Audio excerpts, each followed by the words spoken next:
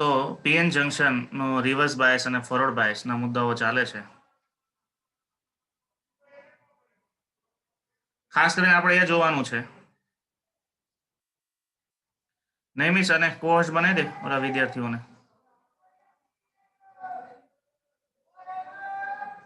અને હોસ્ટ બનાવી દે.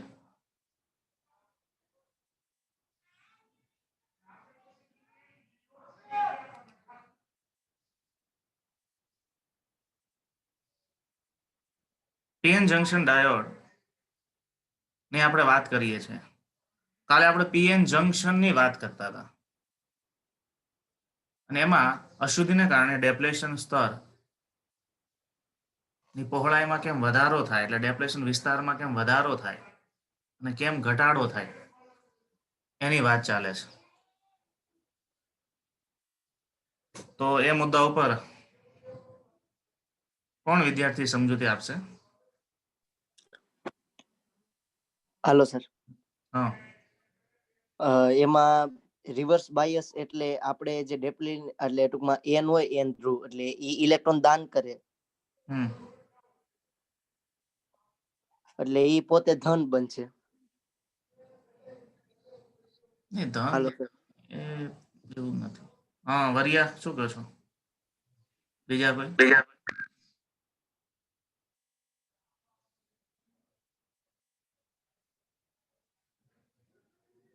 બોલ. હેલો સર, એમાં રિવર્સ બાયસમાં એવું હોય કે આપણે જો ઓલો એન અને પી પ્રકાર હોય ને એમાં એન સાથે છે ને એન સાથે આપણે પ્લસ ને ગોઠવવાનું, એટલે બધા ઇલેક્ટ્રોન છે ને થોડા પ્લસ બાજુ એટલે આગા રહે, ઓલી બાજુ માઇનસ હોય ને આ બાજુ અને બીજી બાજુ માઇનસ હોય ને પી પ્રકારના પોઝિટિવ ઇલેક્ટ્રોન હોય, એટલે આમ દૂર દૂર થાય ને વસાળે લાવવાની માટે વધારે વિસ્તાર જોવે.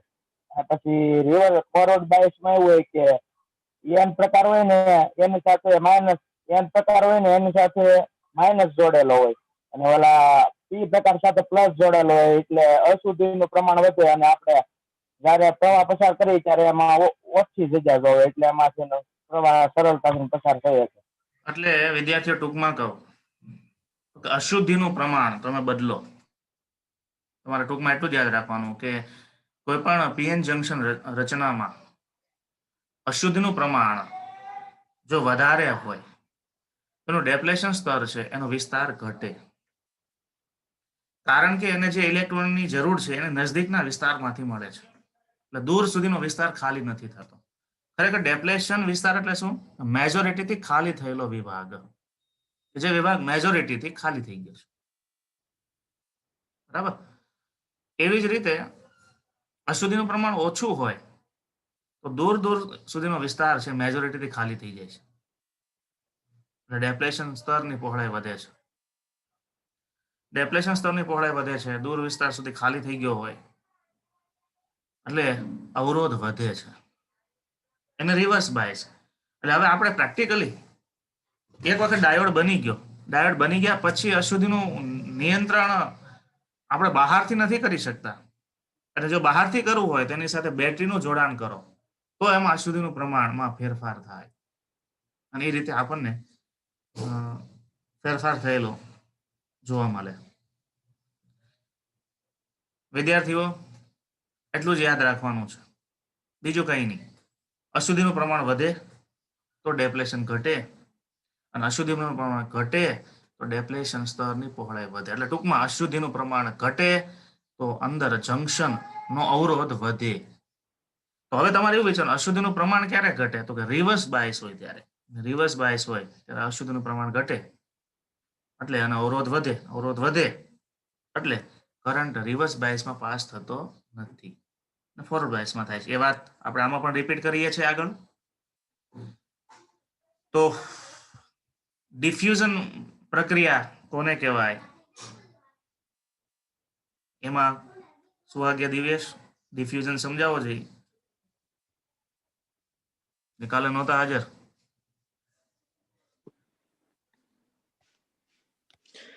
ડિફ્યુઝન એટલે સર પરાણે ઘુસાડી દેવું એમ, એટલે કે માઇનસ માંથી પરાણે ટૂંકમાં ઇલેક્ટ્રોન હોલ બાજુ વહી જાય. જનૈયા શું કહે છે? એટલે સર ડિફ્યુઝન એટલે એન ધ્રુવ અને પી ધ્રુવ હોય, એમાં એન ધ્રુવ હોય એ ધન બને અને પી હોય હોલની સંખ્યા હોય એ ઋણ બને, એટલે એને ડિફ્યુઝન કહે. તો કે જ્યારે પી ટાઈપ અને એન ટાઈપ મટીરિયલ જ્યારે ડાયોડમાં ડિઝાઇન થાય છે, એટલે તમે અશુદ્ધિ ઉમેરો છે ત્યારે જ ડિઝાઇન થાય છે, તો એન વિભાગ ને પી વિભાગ તટસ્થ છે. એમાંથી એન વિભાગના ઇલેક્ટ્રોન જંક્શન ક્રોસ કરીને પી બાજુ આવે છે. ક્યાં સુધી આવે કે જ્યાં સુધી જંક્શન વોલ્ટેજ 0.7 નો બને ત્યાં સુધી. 0.7 નો થાય ત્યાં સુધી ઇલેક્ટ્રોન છે એ પી બાજુ આવ્યા કરે. તો જંક્શન પાસેનો મેજોરિટીથી જે વિસ્તાર ખાલી થાય છે, બરાબર, અને ઇલેક્ટ્રોન જે ગતિ કરે છે જંક્શન ક્રોસ, આ પ્રક્રિયાને જ ડિફ્યુઝન પ્રક્રિયા કરે. અને ડિફ્યુઝન પ્રક્રિયા પૂરી થયા પછી જ ડેપ્લેશન બેરિયર બને. ડેપ્લેશન બેરિયર એટલે એક પ્રકારનું વોલ્ટેજ ઉત્પન્ન થાય ઇલેક્ટ્રોનની ગતિને કારણે, કારણ કે તટસ્થમાંથી ઇલેક્ટ્રોન ગુમાવે એટલે એન જંક્શન પાસે એન વિભાગ છે પોઝિટિવ બને અને જંક્શન પાસેનો એન વિભાગ છે પી વિભાગ છે નેગેટિવ બને. જે વોલ્ટેજનો તફાવત ઉત્પન્ન થાય એને આપણે જંક્શન વોલ્ટેજ કહીએ છીએ, બરાબર. અને જંક્શન વોલ્ટેજ સિલિકોન માટે 0.7 વોલ્ટ હોય અને જર્મેનિયમ માટે 0.3 વોલ્ટ હોય. આ પેલું છે ને 1.1 ઇલેક્ટ્રોન વોલ્ટ, એ નથી, એ તો વસ્તુ અલગ છે, તો બેન્ડ ગેપ ઉર્જા છે. ના, જંક્શન વોલ્ટેજ અલગ છે. ચલો આગળની નવી રચના જોઈએ, જે આપણે કાલે વિડીયો પણ જોયો હતો, એ છે P N junction diode. P N junction diode. પહેલા તો પીએન જંક્શન એટલે કે એમાં એન ટાઈપ અને પી ટાઈપનું જંક્શન છે, એટલે પીએન જંક્શન થયું, એ તો આપણે ભણી ગયા. અને ડાયોડ એટલે ડાય વત્તા એનોડ, સોરી ડાય વત્તા નોડ. ડાય ગુજરાતીમાં તમે ડાય પ્લસ નોડ કરો, સંધિ ભેગી કરો. ડાય એટલે બે, નોડ એટલે છેડાઓ, બરાબર. જે રચનાને બે છેડાઓ છે એટલે બે જોડાણ છે, બે જોડાણ અગ્ર છે, એને ડાયોડ કહેવાય. ઓકે, એના ઉપરથી બનશે પીએન જંક્શન ડાયોડ. અને આ જે પીએન જંક્શન ડાયોડ માં કાર્ય કેવી રીતે થાય છે એ આપણે સમજવાનું છે. પી એન જંક્શન ડાયોડ એટલે શું, એની સંજ્ઞા દર્શાવો તથા એના બાયસ જણાવો. બાયસ એટલે એનું ફોરવર્ડ બાયસ અને રિવર્સ બાયસ. વોલ્ટેજ એપ્લાય કરવાની જે પદ્ધતિ છે એને બાયસિંગ કહેવાય, બરાબર. એટલે વોલ્ટેજ તમે કોઈ પણ સર્કિટને તમે બેટરી જોડો છો ને, માનો મોબાઈલ હોય તો મોબાઈલને તમે બેટરી જોડો એટલે એને પ્યોર ઇલેક્ટ્રોનિક્સની ભાષામાં એને બાયસિંગ કર્યું કહેવાય, બરાબર. કોઈ પણ જગ્યાએ તમે બેટરી જોડો એટલે બાયસિંગ કરો તો એને બાયસ કહેવાય. તો પીએન જંક્શન ડાયોડ એટલે શું, તેની સંજ્ઞા સમજાવો એટલે સંજ્ઞા દર્શાવો અને તેના બાયસ જણાવો. એન ટાઈપ અને પી ટાઈપ ના જંક્શન થી બનતી બે છેડાવાળી રચનાને, જો એન ટાઈપ અને પી ટાઈપ મટીરિયલ છે ને એના જંક્શન થી બનતી બે છેડાવાળી રચનાને પીએન જંક્શન ડાયોડ કહેવાય, બરાબર. તો એની રચના કેવી રીતે હોય, તો કે આ એક બાજુ પી છે એક બાજુ એન છે, ને પી અને એન જે ભેગા થયા હોય ત્યાં આપણે એક જંક્શન બન્યું, એને ડેપ્લેશન સ્તર કહીએ છીએ. પછી એ સર્કિટનો એનો આપણે સર્કિટમાં ઉપયોગ કરવો છે. સર્કિટનો ઉપયોગ કરવા માટે એનું આપણે જોડાણ તો આપવું પડે, એટલે એની સાથે ધાતુનું લીડ મારેલી હોય. લીડ માર્યા પછી એની સાથે કનેક્ટર જોડેલા હોય. તમારી જૂની સર્કિટમાં મેં તમને કાલે બતાવ્યું તો બ્લેક કલરનું કમ્પોનન્ટ હશે. બ્લેક કલરનું કમ્પોનન્ટ હોય ને એને સર્કિટમાંથી કાઢી લેવાનું, ખરાબ થયેલી એમાંથી. મોટા ભાગે આ તમને ક્યાં મળશે, મોબાઈલનું એડેપ્ટર ખરાબ થયેલું હોય, એમાં કોઇલ હશે ને ડાયોડ હશે, કારણ કે રેક્ટિફાયર સર્કિટ હોય જ એમાં. એમાંથી ડાયોડ તમારે કાઢી લેવાનું, થોડી મહેનત થશે, કાઢીને પછી એને તોડીને જોવાનું અંદર શું છે, બરાબર. ખાસ બધા વિદ્યાર્થી કરજો અને ફોટો મોકલજો, તમને એક્ઝેક્ટ ખ્યાલ આવશે કે આ ધાતુની પટ્ટી આ કેવી રીતે એની સાથે જોડેલી હોય, આ પીએન જંક્શન કેવી રીતે હોય. ગયા વખતે ઘણા બધા વિદ્યાર્થી ગુરુકુળમાંથી ઘણા ડાયોડ આપ્યા હતા, એટલે પોતાની રીતે જ ત્યાં તોડીને જોયા હતા. આ તમે ઘરે છો એટલે તમને જૂની સર્કિટ ને બધું મળી જવાનું, તો એક્ઝેક્ટ તમને ખ્યાલ આવે પીએન જંક્શનની અંદર આ જંક્શન કેટલું નાનું હોય અને એના જોડાણો કેટલા સૂક્ષ્મ હોય છે. બહાર તો છે ને બ્લેક કલરનું જે દેખાય છે ને, એ તો આપણને મોટું કવર છે, અંદર જંક્શનની રચના બહુ નાની હોય છે. એટલે ખાસ વિદ્યાર્થીઓ એ તમને એક કામ સોંપું છું, ખ્યાલ આવશે એક્ઝેક્ટ કમ્પોનેન્ટ કઈ રીતે ડિઝાઇન થયેલા હોય. આકૃતિમાં દર્શાવ્યા મુજબ પી અને એન પ્રકારના તત્વ સાથે ધાતુનું જોડાણ કરવામાં આવે. કારણ કે આપણે જે પીએન જંક્શન બન્યું ને સર્કિટમાં જોડવો પડશે. સર્કિટમાં જોડવા માટે ટર્મિનલ, એને ટર્મિનલ આપવા પડે. અવરોધમાં કેમ ટર્મિનલ હતા, એમાં ડાયોડમાં પણ ટર્મિનલ હોય. એને ધાતુનું જોડાણ આપવામાં આવે છે. પી પ્રકારનો એનોડ હોય. જો એ યાદ રાખવું સહેલું છે. પી એટલે પોઝિટિવ, પોઝિટિવ એને એનોડ કહેવાનો. અને એન પ્રકારને કેથોડ કહેવાય. આ પી પ્રકાર છે ને એને ડાયોડનો એનોડ કહેવાય, એટલે એને એ તરીકે બતાવવાનો. અને નેગેટિવ છે એને ડાયોડનો કેથોડ કહેવાય અને કે તરીકે બતાવવાનો. આમ બે નોડ વાળી રચના છે. આથી તેને ડાયનોડ અથવા તો ડાયનોડ, તેને ટૂંકમાં આપણે ડાયોડ કહીએ છીએ. બરાબર. પીએન જંક્શન ડાયોડની પરિપથની સંજ્ઞા નીચે અવરોધની સંજ્ઞા છે, કેપેસિટરની સંજ્ઞા છે, ઇન્ડક્ટરની સંજ્ઞા છે. એમાં પીએન જંક્શનની સંજ્ઞા છે. યાદ રાખજો. આ રીતે બતાવે છે. તો એરો કઈ બાજુ રાખવાનો? પોઝિટિવ થી નેગેટિવ બાજુ એરો રાખવાનો. પોઝિટિવ બાજુ પી બાજુ તમારે એનોડ મૂકવાનો અને નેગેટિવ બાજુ કેથોડ મૂકવાનો. અને કેથોડ બાજુ તમારે માઇનસની નિશાની અહીંયા મૂકવાની. આ જે છે ને એ શું બતાવશે? નેગેટિવ ટર્મિનલ માટે ઋણની નિશાની બતાવે છે. અને આ શું બતાવે છે એરો? ફોરવર્ડ પ્રવાહ. ફોરવર્ડ પ્રવાહ અહીંથી એમ પ્રવાહ. ફોરવર્ડ પ્રવાહ છે હંમેશા કઈ બાજુ વહન થાય? તો પી થી એન તરફ વહન થાય. એટલે એનોડ થી કેથોડ બાજુ ફોરવર્ડ પ્રવાહનું વહન થાય. બરાબર. એ વાત હવે ફોરવર્ડ બાયસમાં, રિવર્સ બાયસમાં આપણે વાત કરીશું. તો આ એની સંજ્ઞા છે, ખાસ યાદ રાખવાની છે, ભૂલ નહીં કરતા. આ રીતે દોરાય છે એરો. તમે કોઈ વિદ્યાર્થી છે ને આ સંજ્ઞા ગયા વખતે ડાયોડની નોંધ પૂછાય તો એમાં સંજ્ઞા વિદ્યાર્થી દોરી નથી શકતા. આમ એરો બતાવે પછી આ છે નો બતાવે તો એ સંજ્ઞા નો થાય, એ અધૂરું છે, એનો 0 માર્ક્સ. આખી તમારે એરો કરી, તીરનો એરો કરી અને અહીંયા તમારે લાઈન ઊભી ડ્રો કરવાની. બરાબર. તો એ તમને ડાયોડની સંજ્ઞા થઈ. એરો ફોરવર્ડ પ્રવાહની દિશા બતાવે છે. ડાયોડમાં બે પ્રકારનું બાયસિંગ કરી શકાય છે. ફોરવર્ડ બાયસ, જેને ડાયોડની ઓન પરિસ્થિતિ કહેવાય, અને રિવર્સ બાયસ, જેને ડાયોડની ઓફ પરિસ્થિતિ કહેવાય. આમાં ડાયોડ ઓન હોય એટલે એમાંથી કરંટ પસાર થતો હોય એટલે સ્વિચ ઓન હોય એમ પણ કહ્યું. આમાં છે ડાયોડ ઓફ હોય, કરંટ પાસ ન થાય. તમે બેટરી લગાવો તો પાસ ન થાય. બરાબર. અને ઇલેક્ટ્રોનિક સ્વિચ તરીકે પણ આપણે ઓળખી શકીએ છીએ. તો એટલી વાત થઈ. ચલો આમાં કોઈ વિદ્યાર્થીને કઈ ક્વેરી હોય, કાલના પીરિયડને રિલેટેડ કોઈ કઈ ક્વેરી હજુ વાંચ્યું હોય ઘરે અને તમને કઈ ખ્યાલ ન આવ્યો હોય, કારણ કે આ બહુ બેઝ છે. કારણ કે આપણે રચનાઓમાં દ્રવ્યના સિદ્ધાંતોના આધારે એને આખે આખું આપણે જોવાનું છે.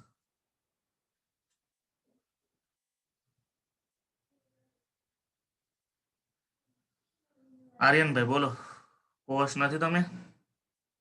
ચાલો બનાવી દઉં છું.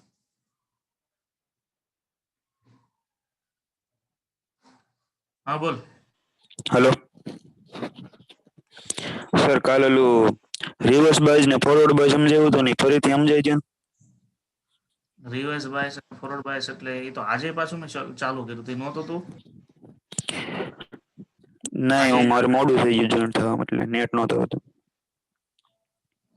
તો કાલનો વિડીયો નથી જોયો? હેલો. હા, આ આકૃતિ કે છો? હા. જંક્શન વોલ્ટેજ 0.7 થવા માટે માનો કે તમારે 5 ઇલેક્ટ્રોનની જરૂર છે.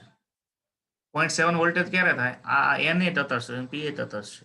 એન માંથી ઇલેક્ટ્રોન પી બાજુ જાય તો જ એન વિભાગ છે પોઝિટિવ બને અને પી વિભાગ છે નેગેટિવ બને અને તો જ વોલ્ટેજ મળે. એટલે ધારો કે આપણે ધારી લઈએ કે 0.7 વોલ્ટેજ માટે ધારો કે 5 ઇલેક્ટ્રોન અહીંયાથી આ બાજુ જવા જોઈએ.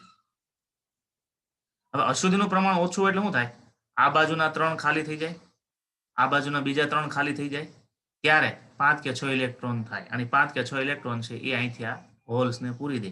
દૂર દૂર સુધીનો વિસ્તાર ખાલી થઈ ગયો એટલે ડેપ્લેશન સ્તર છે. અશુદ્ધિનો ખાલી થયેલો વિસ્તાર મોટો થયો એટલે ડેપ્લેશન વિસ્તાર વધી ગયો. હવે અશુદ્ધિનું પ્રમાણ જો વધારે હોય તો શું થાય? તો કે એને 6 ઇલેક્ટ્રોનની જરૂર છે. 6 ઇલેક્ટ્રોન તો નજદીકમાંથી જ મળી જવાના છે. 6 હોલ એને નજદીકમાં જ મળી જાય, કારણ કે અશુદ્ધિ જ વધારે છે. એટલે દૂર દૂર સુધીનો વિસ્તાર ખાલી નથી થતો. એટલે એમાં ડેપ્લેશન વિસ્તાર છે નાનો બને. એટલે અશુદ્ધિ ઓછી એમ ડેપ્લેશન મોટું, અશુદ્ધિ વધારે ડેપ્લેશન નાનું. આવું કઈ રીતે થાય? અશુદ્ધિ ઘટાડવા માટે તમારે શું કરી દેવાનું? નેગેટિવ સાથે પોઝિટિવ એટલે રિવર્સ બાયસ જોડી દેવાનું. અશુદ્ધિ વધારવા માટે શું કરવાનું? તો નેગેટિવ સાથે બેટરીનો નેગેટિવ ફોરવર્ડ બાયસ થઈ ગયું. એટલે બેટરી એને ઇલેક્ટ્રોન આપેલા, અશુદ્ધિ વધી ગઈ એમ કહેવાય. અને આમાંથી ઇલેક્ટ્રોન ખેંચી લે એટલે હોલ વધી ગયા એમ કહેવાય. અથવા તો પ્લસ આયન આમાં આપે, આની સાથે પ્લસ જોડો એટલે આમાં અમુક ઇલેક્ટ્રોન હોય એ પાછા આ પ્લસ ખેંચી લે કે નહીં, એટલે આમાં હોલ્સની સંખ્યા વધે એ રીતે. એટલે આપણે બહારથી અશુદ્ધિનો ફેરફાર કરીએ છીએ, રિવર્સ અને ફોરવર્ડ બાયસથી. બનાવટથી ન થાય, બનાવટથી તો ડાયોડ એકવાર બની ગયો એટલે એમાં અશુદ્ધિનું પ્રમાણ જે મુકાઈ ગયું ફિક્સ જ. ઓકે, આ રીતે છે. બોલ બીજું. તું કો હર્ષ એટલે તારી રીતે મ્યુટ અનમ્યુટ થઈ શકે. Hello sir. હા. ડાયોડ એટલે ડાયોડ એટલે એક રચના. કાલ નહોતો તું? કાલે નહોતો ક્લાસમાં? હતો જ. તો ઓલે વિડીયો જોઈમાં છો, બ્લેક કલર નું હતું કમ્પોનેન્ટ, એને ડાયોડ કહેવાય. સાંગાણી બતાવે તો આ ડાયોડ છે. સર્કિટમાં, જૂની સર્કિટમાં તારે જોવું પડે.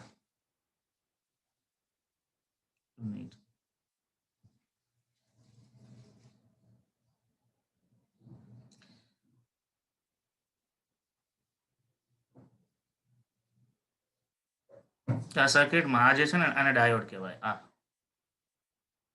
ડાયોડ છે એટલે બે છેડાવાળી રચના છે, એને ડાયનોડ કહેવાય. અને જે પીએન જંક્શન થી બને, અંદર એનું પીએન જંક્શન હોય. અવરોધમાં કેમ એક સુવાહક તાર હોય, એલ જેટલી લંબાઈ વાળો અને એ જેટલા ક્ષેત્રફળ વાળો, બરાબર. આ એડેપ્ટરની સર્કિટ છે, એમાં આ છે ડાયોડ છે. એટલે અવરોધની જેમ આ એક એવી રચના છે કે જેને આપણે ઓન ઓફ બહારથી કરી શકીએ, ફોરવર્ડ અને રિવર્સ. એટલે હવે ડાયોડ ઉપર હવે વાત છે અગત્યની આવશે. અહીં આપણે પૂરું કરીએ, એટલે આ ટોપિકને પૂરો કરીએ, આગળ જઈએ. કેમેરા બધા ઓફ કરી દો.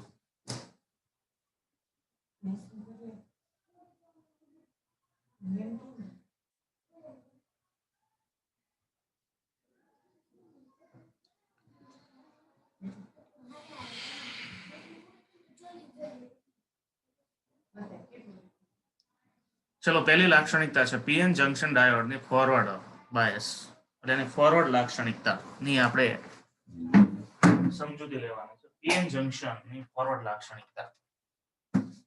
તો ફોરવર્ડ એટલે શું? તો એ આપને ખબર છે કે એન સાથે એન જોડવાનો અને પી સાથે પી, એટલે બેટરીનો પોઝિટિવ છે પી સાથે જોડવાનો, બેટરીનો નેગેટિવ છે એન સાથે જોડવાનો. તો પહેલી વાત ફોરવર્ડ ની લાક્ષણિકતા પ્રમાણે, જ્યારે ડાયોડમાં એનો એનોડ એટલે આપણે પી પ્રકાર કીધો છે ને, અને બેટરીના પ્લસ સાથે, અને કેથોડ જેને આપણે એન પ્રકાર કહીએ છીએ, બેટરીના માઇનસ સાથે જોડવામાં આવે તો આવા જોડાણને ફોરવર્ડ બાયસ કહેવાય.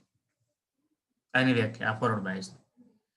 ફોરવર્ડ બાયસમાં પી અને એન વિભાગમાં અશુદ્ધિનું પ્રમાણ વધવાથી ડેપ્લેશન સ્તરની ઊંચાઈમાં ઘટાડો થાય, એટલે ડેપ્લેશન સ્તર ઘટે. આપણે કાલે વિડીયો જોતા હતા, બરાબર. તો આ ફોરવર્ડ બાયસ છે. પી સાથે બેટરીનો પોઝિટિવ, એન સાથે બેટરીનો નેગેટિવ, ડેપ્લેશન છે એ ઘટશે. શું કામ? તો અંદરનું જંક્શન વિદ્યુત ક્ષેત્ર છે એ એન થી પી તરફ છે. જો ઈ છે એ એન થી પી તરફનું, ધ્યાન આપજો બરાબર.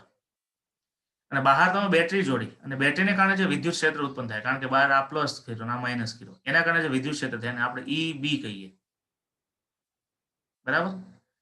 એટલે બંને વિદ્યુત ક્ષેત્ર પરસ્પર વિરુદ્ધ થયા. બંને વિદ્યુત ક્ષેત્ર પરસ્પર વિરુદ્ધ થયાના કારણે શું થાય? જંક્શન વિદ્યુત ક્ષેત્ર નાબૂદ થશે.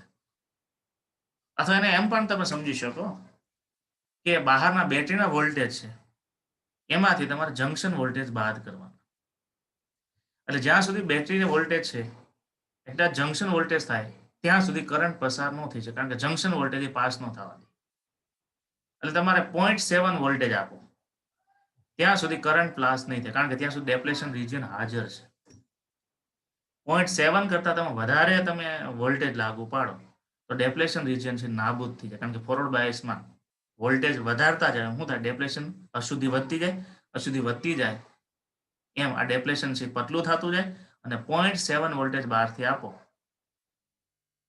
ત્યાં સુધીમાં ડેપ્લેશન છે નાબૂદ થઈ જાય. એટલે 0.7 વોલ્ટ પછી કરંટ પસાર થાય ત્યાં સુધી પસાર ન થાય, જ્યાં સુધી ડેપ્લેશન ભલે પતલું હોય પણ હાજર છે તો કરંટ પસાર ન થવા દે. તો જો અહીં ધ્યાન આપો, લાગુ પાડેલ ફોરવર્ડ વોલ્ટેજને કારણે જંક્શન વોલ્ટેજના તફાવતમાં ઘટાડો થાય છે.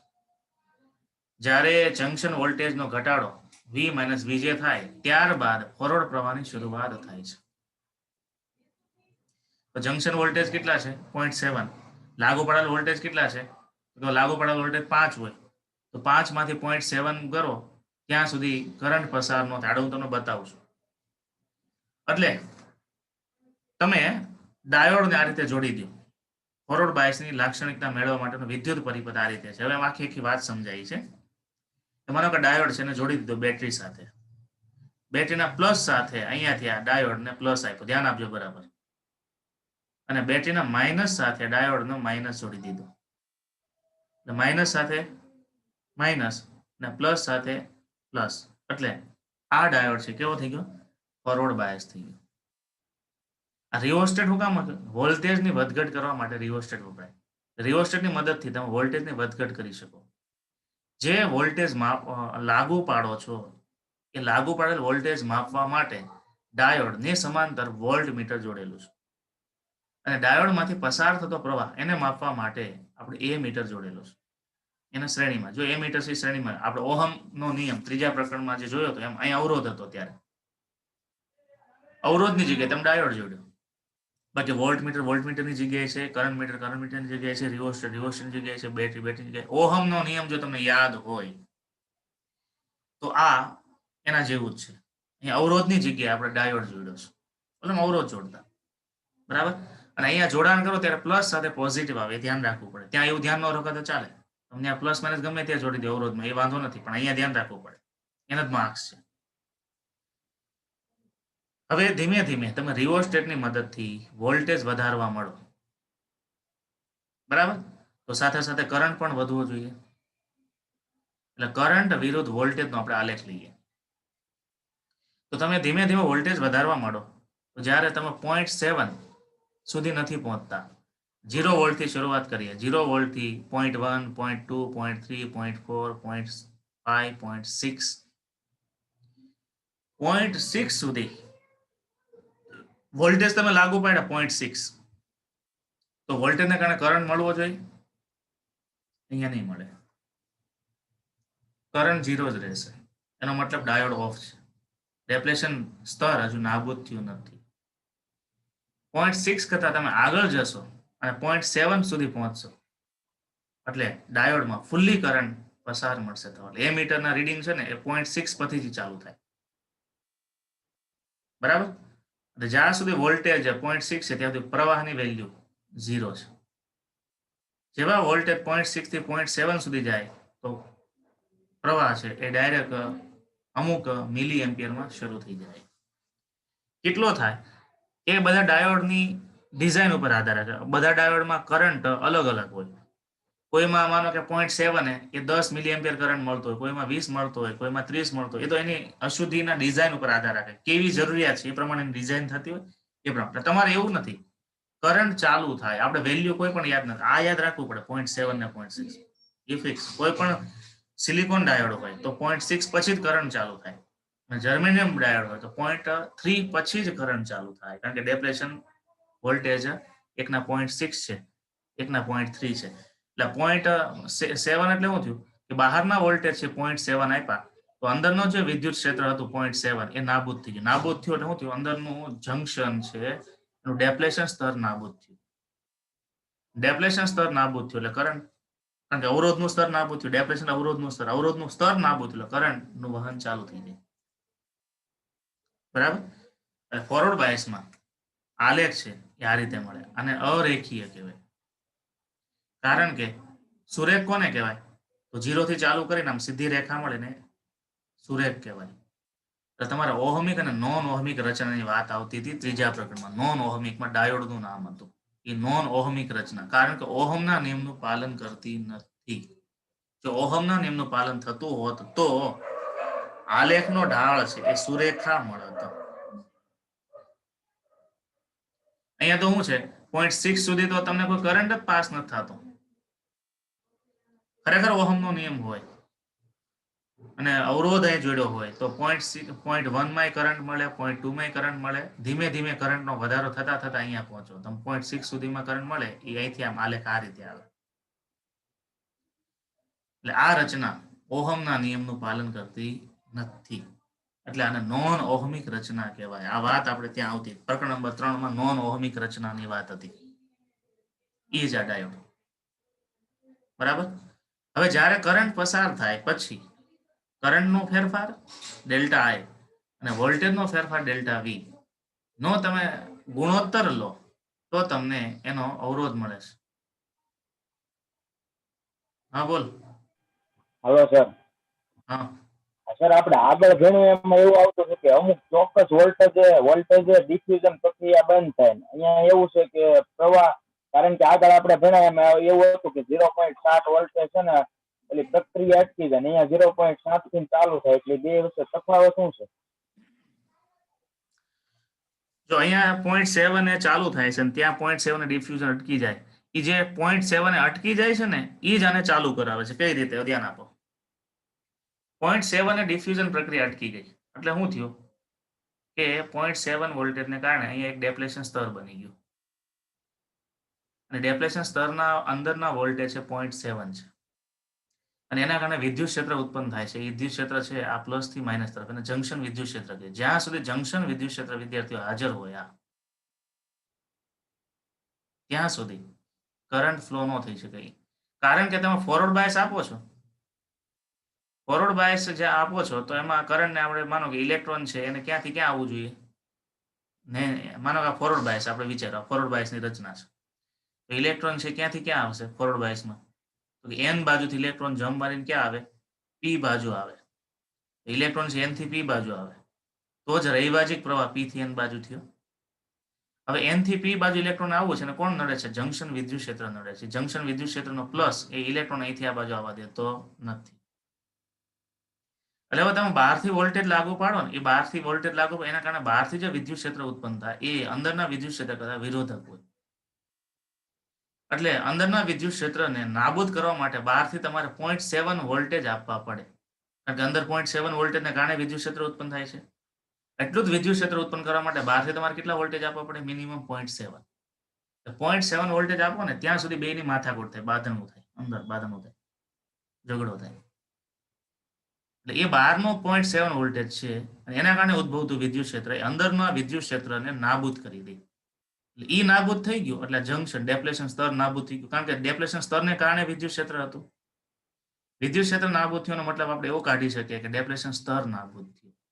સ્તર નાબૂદ કરવા માટે બહારથી આને પહોંચી વળવા માટે તમારે કેટલા 0.7 વોલ્ટેજ આપવા પડે? સિલિકોન હોય તો 0.7 વોલ્ટ પછી જ કરંટ ચાલુ થાય, કારણ કે પછી જ ડેપ્લેશન સ્તર નાબૂદ થાય છે. જર્મેનિયમ હોય તો 0.3 આવે. એટલે અહીંયા કરંટ છે ક્યારથી ચાલુ થશે? 0.6 પછી. એટલે 0.6 એવું થાય કે ડેપ્લેશન સ્તર નાબૂદ થવાની શરૂઆત થઈ ગઈ. હવે એકદમ હાવ નાબૂદ ન થયું પણ 0.6 થી એ પ્રોસેસ ચાલુ થઈ જાય. એટલે 1 થી લઈ અને 0.1 થી લઈને 0.6 સુધીના વોલ્ટેજ છે તો અંદરનું ડેપ્લેશન સ્તર નાબૂદ કરવામાં જ વપરાઈ જાય છે. એ તમારે વાપરી એ પછીના વધારાના વોલ્ટેજ છે એ ને કારણે હવે પ્રવાહ ચાલુ થયો. એટલે 0.6 વોલ્ટેજ તમારે ગણવાના જ નથી. એ તો જંકશનના વોલ્ટેજને નાબૂદ કરવા માટે વપરાઈ ગયા. હાલો એ સિવાય હાલો સર. હા સર આપણે જે હોલ્ડર હોય ઘરનું હોલ્ડર એમાં અલ્ટરનેટિવ કરંટ આવતો હોય તો ત્યાંથી આપણે એને ચાર્જિંગ નાખી તો ચાર્જિંગમાં એવું શું આવે કે ઈ સીધો ડાયરેક્ટ કરંટ એ રેક્ટિફાયર સર્કિટ ભણવાની છે આપણે. એ જ ભણવાનું છે રેક્ટિફાયર. પીએન જંકશન ડાયોડ નો જે ઉપયોગ છે ને એ રેક્ટિફાયરમાં જ આવે છે. એટલે ડાયોડ પૂરો થાય એટલે રેક્ટિફાયર. કારણ કે આની એક લાક્ષણિકતા એ છે ફોરવર્ડમાં કરંટ પસાર કરે છે અને રિવર્સમાં કરંટ નથી પસાર કરતો. તો એનું કારણ રેક્ટિફાયર સર્કિટ છે. અત્યારે એ છે આવશે. અત્યારે આના ઉપર ફોકસ કરો, એ બધું સાઈડમાં મૂકો. રેક્ટિફાયર સર્કિટની વાત આવશે. હવે બીજું કઈ આને લગતો કઈ પ્રશ્ન હોય તો? એસી માંથી ડીસી માં રૂપાંતર કરવા માટે રેક્ટિફાયર સર્કિટ વપરાય અને ડાયોડ થી જ બને છે. એ વાત તમારે હવે પછી આવે છે. પહેલા આપણે રિવર્સ બાયસ કરી લઈએ. ફોરવર્ડ બાયસ આ રીતે થાય. તો આ વાત થઈ. આ બધા મુદ્દાઓ છે. આકૃતિમાં દર્શાવેલ પરિપથમાં વોલ્ટ મીટર ડાયોડના વોલ્ટેજ આપે છે. પ્રવાહ મીટર ફોરવર્ડ કરંટ માપે છે. રિવોસ્ટેટની મદદથી વોલ્ટેજ બદલી શકાય છે. આલેખમાં દર્શાવ્યા મુજબ શરૂઆતમાં 0.6 સુધી ડાયોડનો કરંટ શૂન્ય છે. જે દર્શાવે છે કે ડેપ્લેશન સ્તર ફોરવર્ડ પ્રવાહ પસાર થવા દેતું નથી. જ્યારે વોલ્ટેજ 0.7 બને ત્યારે ડેપ્લેશન સ્તર સંપૂર્ણ નાબૂદ થવાથી મિલી એમ્પિયર ક્રમનો પ્રવાહ મળે છે. જો જર્મેનિયમ ડાયોડ હોય તો પ્રવાહની શરૂઆત 0.3 વોલ્ટેજથી થાય છે. જો વોલ્ટેજનું મૂલ્ય ત્યારબાદ વધારવામાં આવે તો પ્રવાહમાં મોટો ફેરફાર થાય છે. હવે તો અવરોધનું સ્તર નથી એટલે જેટલો તમે વોલ્ટેજ વધારો એના આધારે સીધો પ્રવાહ વધે. ઓહમના નિયમની જેમ જ એમાં પછી શરૂઆત થાય, પણ શરૂઆતમાં એવું નથી, પછી એવું થાય છે. બરાબર.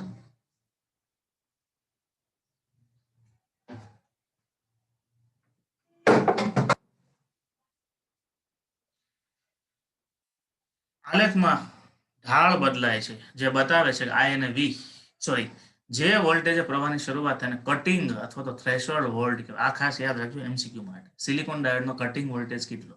તો 0.7. જર્મેનિયમ ડાયોડનો કટિંગ અથવા થ્રેશોલ્ડ વોલ્ટેજ કેટલો? તો 0.3.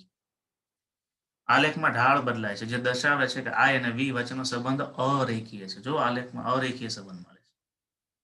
અહીંયા ઢાળ છે જ નહીં, અહીંયા ઢાળ છે, અહીંયા આવતા અહીંયા આવતા ઢાળ મેક્સિમમ થઈ જાય. ઢાળની થિયરી મેં તમને પહેલા કરાવી. અહીંયા ઢાળ 0 છે. આલેખની શરૂઆત અહીંથી થઈ ગણાય. ભલે કરંટ અહીંથી શરૂઆત થાય પણ આલેખની શરૂઆત અહીંથી થઈ ગણાય.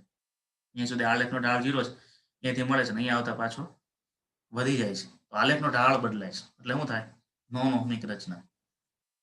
એટલે કે અરેખીય સંબંધ છે. તે ઓહમના નિયમનું પાલન થતું નથી. ઓહમના નિયમનું પાલન થતું ત્યાં રેખીય રચના હોય, આલેખનો ઢાળ નો બદલાતો.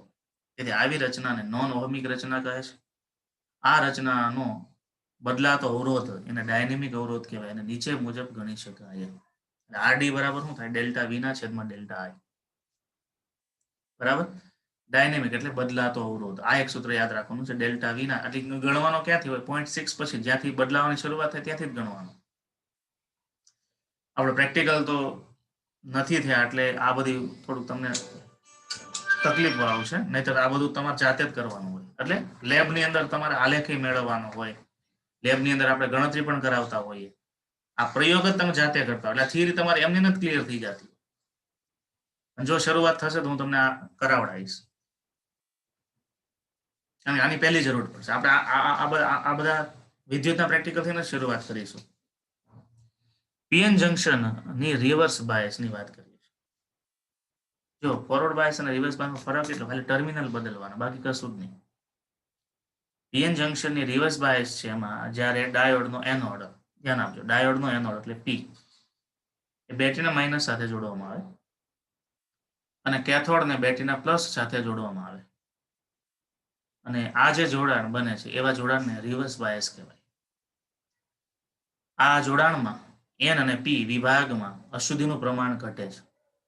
તો આપણે આગળ જોઈએ રીતે જો ત્યાં હું તમને ક્લિયર ન કરું તો અહીંયા બહુ માથાકૂટ થઈ.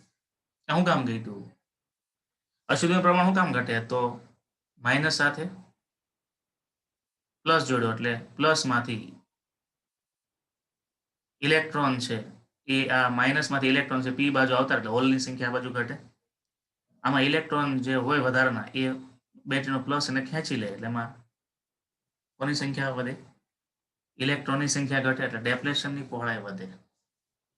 બીજું, અહીંયા જંકશન વિદ્યુત ક્ષેત્ર અને બહારના વોલ્ટેજનું વિદ્યુત ક્ષેત્ર બંનેની દિશા જો કેવી છે? સમાન છે. એટલે જંકશન વિદ્યુત ક્ષેત્રને સપોર્ટ થાય છે. જંકશન વિદ્યુત ક્ષેત્રને સપોર્ટ થાય એટલે આ વિદ્યુત ક્ષેત્ર નાબૂદ નથી થતું, એટલે ડેપ્લેશન સ્તર નાબૂદ ન થાય, સપોર્ટ થાય શું થાય? મોટું થાય. એટલે આમાં વી માઇનસ વીજે હતું જગ્યાએ વી પ્લસ વીજે થઈ ગયું. જંકશન વોલ્ટેજ છે એમાં બેટરીનો વોલ્ટેજ પ્લસ કરે. જંકશન વોલ્ટેજમાં વધારો થાય એટલે વિદ્યુત ક્ષેત્ર પ્રબળ થાય. વિદ્યુત ક્ષેત્ર પ્રબળ થાય એટલે શું થાય? ડેપ્લેશન સ્તર મોટું બને. એટલે ઇઝીલી હવે એન વિભાગનો જે ઇલેક્ટ્રોન છે એને પી વિભાગ તરફ જવું છે, વિચારો. સોરી, પી વિભાગનો ઇલેક્ટ્રોન છે એન વિભાગ તરફ જવું છે તો મોટો જમ્પ મારવો પડે અને મોટો એટલો જમ્પ મરાતો નથી. અવરોધનું સ્તર જ એટલું મોટું છે એટલે કરંટ પાસ થતો જ નથી. આ જોડાણમાં એન અને પી વિભાગમાં અશુદ્ધિનું પ્રમાણ ઘટે છે, તેથી ડેપ્લેશનની પહોળાઈ અને ઊંચાઈમાં વધારો થાય છે. અહીં લાગુ પાડેલ વોલ્ટેજ જંકશન વોલ્ટેજનો સપોર્ટ કરે છે, તેથી ડેપ્લેશન બેરિયરની વૃદ્ધિ પામે છે. ડેપ્લેશન બેરિયર અવાહક સ્તર હોવાથી આ જોડાણમાં મળતો પ્રવાહ શૂન્ય છે, પરંતુ માઇનોરિટી કેરિયરને કારણે એટલે ગૌણ ભારકોને કારણે માઇક્રો ક્રમનો પ્રવાહ મળે છે, તેને રિવર્સ સેચ્યુરેશન પ્રવાહ કહેવાય. એ માઇનોરિટી કેરિયર એટલે શું? ધ્યાન આપજો. અને રિવર્સ સેચ્યુરેશન કરંટ એટલે શું? તો કે એન ટાઈપ છે એમાં અમુક તો હોલ્સ હોય, આ પી ટાઈપ છે એમાં અમુક ઇલેક્ટ્રોન્સ હોય છે. ભલે સંખ્યા ઓછી હોય પણ હોય તો ખરા. તો એનો વિચાર કરો, એનું શું થાય? માનો આમાં કોઈ હોલ્સ છે, આમાં કોઈ ઇલેક્ટ્રોન છે, તો આમાં જે ઇલેક્ટ્રોન છે એને આ ઋણ તો ધક્કો મારે છે. એના ધક્કાને કારણે એ આ બાજુથી આ બાજુ જાય પણ ખરા. જંક્શન ક્રોસ કરીને અમુક ઇલેક્ટ્રોન જાય, બરાબર, બહુ મર્યાદિત. એટલે એને આપણે એ માઇક્રોક્રમનો કરંટ હોય. માઇક્રોક્રમનો કરંટ હોય એટલે બહુ ઓછો નથી એમ જ કહેવાનું. કારણ કે એમ્પિયરનો 1000મો ભાગ એટલે મિલી એમ્પિયર, એનો પાછો 1000મો ભાગ એટલે આમ જુઓ ને તો એ એમ્પિયરનો 10 લાખમો ભાગ છે. એટલે એ નથી એમ જ ગણવાનું હોય. છતાંય જે મળે છે એને રિવર્સ સેચ્યુરેશન કરંટ કહેવાય. રિવર્સ બાયસની લાક્ષણિકતાનો આલેખ એટલે પરિપથ નીચે મુજબ છે. જો બધું એમને એમ જ હો ભાઈ, ફરક શું થયો? રિવોસ્ટેટ એમ જ છે, બરાબર. વોલ્ટ મીટર એમ જ છે. કરંટ મીટર આપણે અહીંયા જોડી તેની જગ્યાએ આ બાજુ જોડી, અહીંયા જોડો અહીંયા જોડો. કરંટ મીટર તો શ્રેણીમાં જોડવાનું હોય. પણ ડાયોડના પોઝિટિવ સાથે બેટરીનું નેગેટિવ જોડો, અને ડાયોડના નેગેટિવ સાથે બેટરીનો પોઝિટિવ જોડો, રિવોસ્ટેટનો ઉપયોગ કરી. એટલે હવે તમે જેમ જેમ જેમ જેમ જેમ જેમ વોલ્ટેજ વધારતા જાઓ એટલે રિવર્સ વોલ્ટેજ જ બનશે, બરાબર. એમ કરંટ કાંઈ મળશે નહીં. રિવર્સ કરંટ માઇક્રોક્રમમાં થોડોક મળે એ બસ એમ એ સેચ્યુરેટ જેવો જ રહ્યો, કે બહુ વધે નહીં. પેલા થોડોક મળ્યો એટલો ને એટલો રહે, બહુ જાજો વધશે. સેચ્યુરેશન એટલે જે મળે છે એ બદલાતો નથી, એટલે સેચ્યુરેશન કીધું. પણ થાય છે શું? તમને થાય છે બહુ થોડું હોય. વિદ્યુત ક્ષેત્ર આપણે બહુ વધારતા જઈએ વધે છે. વિદ્યુત ક્ષેત્રને કારણે બળ ઉત્પન્ન થાય એવું આપણે થિયરી ભણ્યા છીએ. વિદ્યુત ક્ષેત્રને કારણે જે બળ ઉત્પન્ન થાય એ ઇલેક્ટ્રોન નો ખેંચી લે, ખેંચે જ ને. એટલે તમે રિવર્સ વોલ્ટેજ વધારતા જાઓ એક પોઈન્ટ એવો આવે, એક વોલ્ટેજ એવા આવે કે ત્યાં આ વિદ્યુત ક્ષેત્ર એટલું બધું પ્રબળ થઈ જાય. પ્રબળ વિદ્યુત ક્ષેત્રને કારણે આ બાજુનો ઇલેક્ટ્રોન, પી બાજુ ઇલેક્ટ્રોન એ નેગેટિવ છે ને, પી બાજુ જે કોઈ ઇલેક્ટ્રોન છે એને આ વિદ્યુત ક્ષેત્રનો પોઝિટિવ છે એ બહુ મોટું બળ લગાડીને ખેંચે. વિદ્યુત ક્ષેત્રને કારણે બળ લાગે અને બે વિદ્યુત ક્ષેત્ર એકબીજાને સપોર્ટ કરે એટલે વિદ્યુત ક્ષેત્ર ઘટતું નથી, વધે છે. એ બળને કારણે પી વિભાગનો કોઈ ઇલેક્ટ્રોન જમ્પ મારી અને એ વિભાગમાં કુદાકો મારે છે. એને જમ્પ માર્યો અને એન વિભાગમાં આવ્યો એટલે એ જંક્શન અહીંયા ડેપ્લેશન સ્તરમાં બીજાની સાથે અથડાતો આવે ને, કારણ કે એની પાસે બહુ તાકાત છે. તાકાતવાળો ઇલેક્ટ્રોન જંક્શન ક્રોસ કરીને એની બાજુ આવે એટલે અથડાતો આવે. એ અથડાતો આવે ને ત્યારે એની ગતિ ઉર્જા એ બીજા 2-3 ને આપતો આવે. એટલે 2-3 છે ને એ બંધમાં બંધિત ઇલેક્ટ્રોન તોડી નાખે એટલે બીજા 2-3 મુક્ત ઇલેક્ટ્રોન ઉત્પન્ન થાય. એ બધા મુક્ત ઇલેક્ટ્રોન ખેંચાય કઈ બાજુ? કારણ કે વિદ્યુત ક્ષેત્રને પ્લસ જ ખેંચે. જે મુક્ત થયા ને એ આ બાજુ જ ખેંચાય. અને આમ થવાને કારણે એ પાછા બીજા 4 ને તોડે, એ બીજા 5-6 ને તોડે. એમ કરતા કરતા ઝાઝા ઇલેક્ટ્રોન તૂટી અને આ બાજુથી આ બાજુ આવે અને એના કારણે આ જે છે બ્રેક ડાઉન થઈ જાય. બ્રેકડાઉન, માનો કે હવા છે સુવાહક નથી, અવાહક છે, પણ અમુક વોલ્ટેજની લિમિટ સુધી. પછી બહુ વધારે વોલ્ટેજ લાગુ પાડો, 2000 વોલ્ટેજ લાગુ પાડો તો 1 mm ની જગ્યા છે ત્યાં પણ હવાનું આયનીકરણ થઈ જાય છે. એમ અહીંયા અવાહક છે, આ છે ને ડેપ્રેશન અવાહક છે. હવા છે ને, હવા નથી, એ તો એક દ્રવ્ય છે પણ અવાહક છે. અવાહકનું બ્રેક ડાઉન થઈ જાય, એ આપણે રોકી ન શકે. આપણે બ્રેકડાઉનની થિયરી સમજ્યા હતા કેપેસિટરમાં. ત્યાં તમારો અવાહક તરીકે હવા હતી ને અહીંયા અવાહક તરીકે ડેપ્લેશન સ્તર છે. સમજાણું? એ ડેપ્લેશન સ્તરનું બ્રેકડાઉન થાય. જે વોલ્ટેજ, જે રિવર્સ વોલ્ટેજ, જે ડેપ્લેશન સ્તરનું બ્રેકડાઉન થાય એને બ્રેકડાઉન વોલ્ટેજ કહેવાય. વાત અહીંયા આવે. અને એ બ્રેકડાઉન પછી શું થાય? તો કરંટ પસાર મળે થવા, પણ જંક્શનનો વોલ્ટેજ બેરિયરનું બ્રેકડાઉન થાય છે. એટલે બેરિયર તૂટતું નથી, બેરિયર તો એમ જ છે પણ એમાંથી ઇલેક્ટ્રોન ખેંચાય છે. એટલે અવરોધ મોટો છે એટલે ઇલેક્ટ્રોન અહીંથી અહીં જાય, પણ અવરોધ મોટો હોવાને કારણે બહુ મર્યાદિત ઇલેક્ટ્રોન જ પહોંચી શકે. એટલે કરંટ તો તમને મિલીનો જ મળે. બ્રેકડાઉન થયા પછી કરંટ તો મિલીનો જ મળે. એટલે અહીંયા બ્રેકડાઉન થાય. બ્રેકડાઉન એટલે સડનલી વોલ્ટેજ શું થાય? વધારો થાય. અને સડનલી વોલ્ટેજમાં વધારો થાય, આ બ્રેક ડાઉન થઈ ગઈ, કરંટમાં એકદમ સડનલી વધારો થઈ ગયો. જે વોલ્ટેજ કરંટમાં અચાનક વધારો થાય એને બ્રેકડાઉન વોલ્ટેજ કહેવાય. પ્રેક્ટિકલ નથી થવાના એટલે અત્યાર સુધી નથી થયા, નહીતર આ બ્રેકડાઉન વોલ્ટેજ તમારે જ ફાઇન્ડ આઉટ કરવાનો હોય. અહીંયા બ્રેકડાઉન થયા, હેલો સર. કરંટ મીટર છે એનું રીડિંગ તરત જ વધી જાય. સર આપણે આ પી ની નીચે એ ને એન ની નીચે આ લખવું એ આપણે બેરિયર ના વોલ્ટેજ આપણે વિદ્યુત ભાર છે ને? ક્યાં? હા, હા. વિદ્યુતભાર નથી, એનોડ અને કેથોડ લખ્યું છે.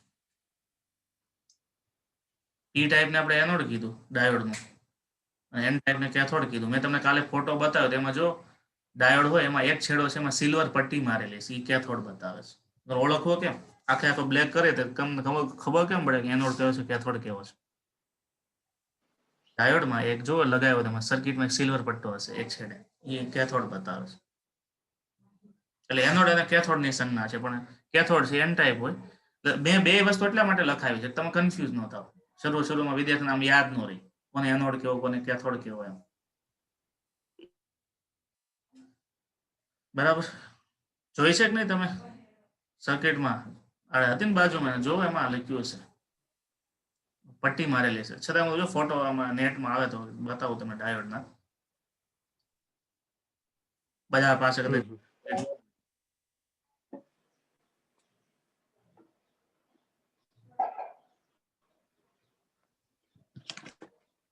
અસંઘાણી તો સર્કિટમાંથી કાઢ્યો હતો નાખ્યો, એક ટર્મિનલ તોડી નાખ્યો ભાઈ, એને શું થાય લખવા થઈ ગયો, એક્સિડન્ટ થઈ ગયું. એક મિનિટ મુક્ત હરકો ભલે એ જે હતો એ છે, એમાં સિલ્વર કલરની પટ્ટી હશે, બહુ કેરફુલી, આમ બહુ વ્હાઇટ કલરનો એક છેડો હશે, આખો બ્લેક હોય પણ એક છેડો વ્હાઇટ કલરનો હોય. તે ઉખેડો છે ત્યારે પેલો થઈ ગયો હશે.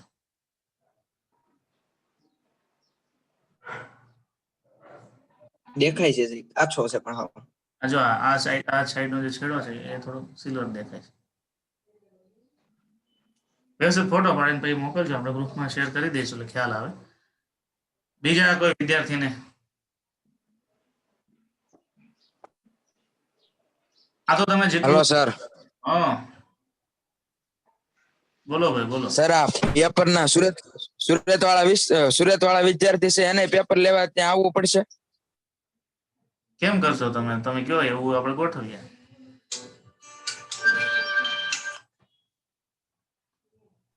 સુરત વાળા વિદ્યાર્થીઓનું સર ગોઠવણી કઈ રીતે થાય એ જોઈએ છે. Sir hello. હા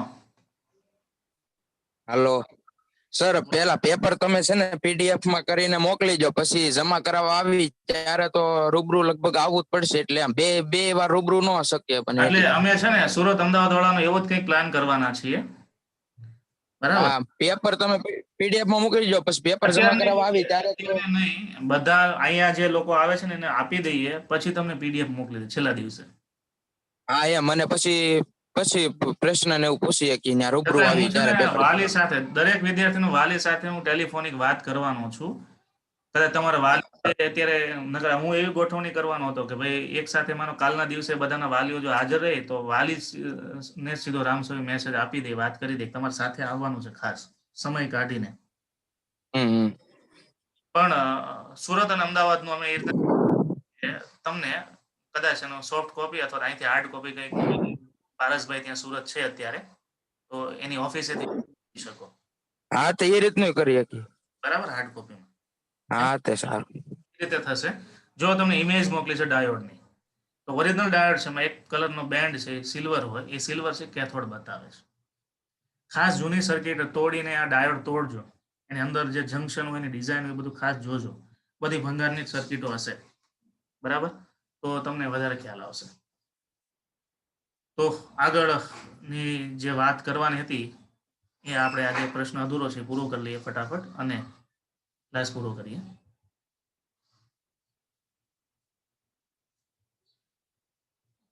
ચલો હવે માનો કે રિવર્સ લાક્ષણિકતામાં બ્રેકડાઉન વોલ્ટેજ થયા પછી કરંટ વિરુદ્ધ એટલે વોલ્ટેજ વિરુદ્ધ કરંટનો આલેખ મળે, અને આલેખ ઉપરથી તમે એનો ગુણોત્તર લ્યો તો એમાં બદલાતો અવરોધ મળે, એને પણ ડાયનેમિક અવરોધ જ કહેવાય. અને ડેલ્ટા વિના છેદમાં ડેલ્ટા I. પણ આલેખમાં દર્શાવ્યા મુજબ જે રિવર્સ વોલ્ટેજ એ પ્રવાહમાં અચાનક વધારો થાય તે રિવર્સ વોલ્ટેજને બ્રેકડાઉન વોલ્ટેજ કહેવાય. એટલે કેપેસિટરનું બ્રેકડાઉન છે ને એવું જ આ બ્રેકડાઉન છે, કે જેમાં અંદર હવે ઇલેક્ટ્રોનની બ્રેક લાગતી નથી. એટલું બધું પ્રબળ વિદ્યુત ક્ષેત્ર થઈ જાય કે ઇલેક્ટ્રોનને અવાહક સ્તરમાં પણ ખેંચી લે છે. બ્રેકડાઉન બાદ પ્રવાહ ઘણો વધે છે, વોલ્ટેજ અચળ રહે. પ્રવાહમાં ઘણો વધારો થઈ જાય સડનલી, વોલ્ટેજ અચળ રહે. અને બ્રેકડાઉન પછી વોલ્ટેજ વધે પણ નહીં, કારણ કે હવે કરંટ છે એ બધો નીકળવા માંડ્યો. આ રચનામાં ડાયનેમિક અવરોધનો નીચે મુજબ ગણી શકાય છે. ત્યાર પછી વિદ્યાર્થી ઉદાહરણ નંબર 4 ની વાત આવે છે, એની વાત આપણે કાલે કરીશું. બરાબર. એ પહેલા હજુ પણ પીએન જંકશન ડાયોડમાં તમને તમારી રીતે વાંચો એક વખત, એવું તો બુકમાં પણ વાંચો અને સમજવા ટ્રાય કરો. કારણ કે આ આખે હવે છે પછીનું ચેપ્ટર, કે આ પછી આ મોટા જે ક્વેશ્ચન છે એ આના ઉપર જ છે. બરાબર. એ ખાલી તમને પીએન જંકશન ડાયોડ અને એનો રિવર્સ ફોરવર્ડ એ ક્લિયર થઈ ગયો એટલે તમારે આ ચેપ્ટર 50% પૂરું થઈ ગયું સમજવા. હવે પછી એના ઉપર જ બધી વાત કરવાની છે. દાખલાઓ છે તો બહુ ઓછા છે, કારણ કે હવે પછી રેક્ટિફાયર, કાનાણીએ પૂછ્યું રેક્ટિફાયર સર્કિટ આવશે. એસી માંથી ડીસી નું રૂપાંતર કેમ થાય એ ભણવાનું છે. એમાં રેક્ટિફાયર સર્કિટ ભણ, એમાં તમારે રિવર્સ બાયસ અને ફોરવર્ડ બાયસ નો કન્સેપ્ટ તમને ક્લિયર હોવો જોઈએ. બરાબર. અને એ રેક્ટિફાયર તમે ઘરે પણ જાતે ડિઝાઇન કરી શકો.